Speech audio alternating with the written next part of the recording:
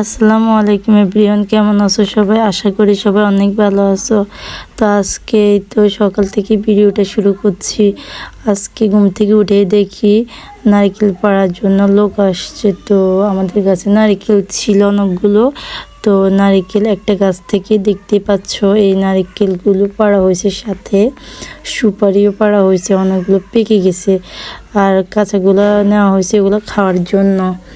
তো এই তো সবগুলো করা শেষ হয়েছে, এগুলো করে ঘরে টুকটাই কাজ সেরলাম। আর এখন দুপুরের জন্য আমার মায়ের জন্য রান্না করা হবে, তেল ছাড়া রান্না। এই তো এখানে লাটি মাছ নিয়েছি, এখানে হলুদ, মরিচ, তারপর রসুন বাটা, মরিচ বাটা এগুলা দিয়ে খুব সুন্দর করে এগুলা মাখিয়ে রান্না করা হবে। তো এগুলা কম তেল দিয়ে রান্না করা হবে। কম তেল দিয়ে বলতে কি, কম তেল এই রান্নাটার খেতে মজাই আলাদা। তো এই তো এগুলো সবগুলো আস্তে আস্তে মেখে নিচ্ছিলাম আর কি, মেখে নিয়ে চুলার মধ্যে দেওয়া হয়েছে। এগুলো লাল শাক দিয়ে রান্না করা হবে। এই রান্নাটা না আমার থেকে অনেক ভালো লাগে, বিশেষ করে লাল মরিচের বাটা মশলা, মরিচ বাটা যেটা, ওটা দিয়ে রান্না করলে এটার মজাটাই আলাদা হয়। দেখতেই পাচ্ছ এটার কালারটা সে আসছে, খেতেও অসাধারণ ছিল।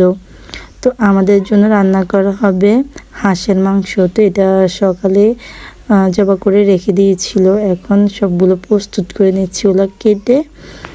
তো এটা হাতে মাখিয়ে রান্না করা হবে আর কি।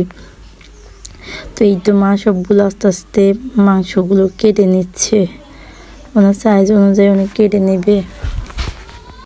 কার থেকে হাঁসের মাংস ভালো লাগে আমি জানি না, আমার থেকে গরম কিংবা শীত আমার থেকে অনেক ভালো লাগে। তো এই তো দেখতে পাচ্ছি এগুলো আমরা হাতে মাখিয়ে হাঁসের মাংসগুলো রান্না করব। তো এখানে সব মশলা দেওয়া হয়েছে, পরিমাণ মতো তেল দিয়ে এগুলো সুন্দর মতো মেখে চুলায় বসিয়ে দেওয়া হবে। তো এই রান্নাটা না আমার থেকে অনেক ভালো লাগে, বিশেষ করে হাতে মাখিয়ে যে রান্নাটা করা হয়। আজকের ভিডিও এতটুকু।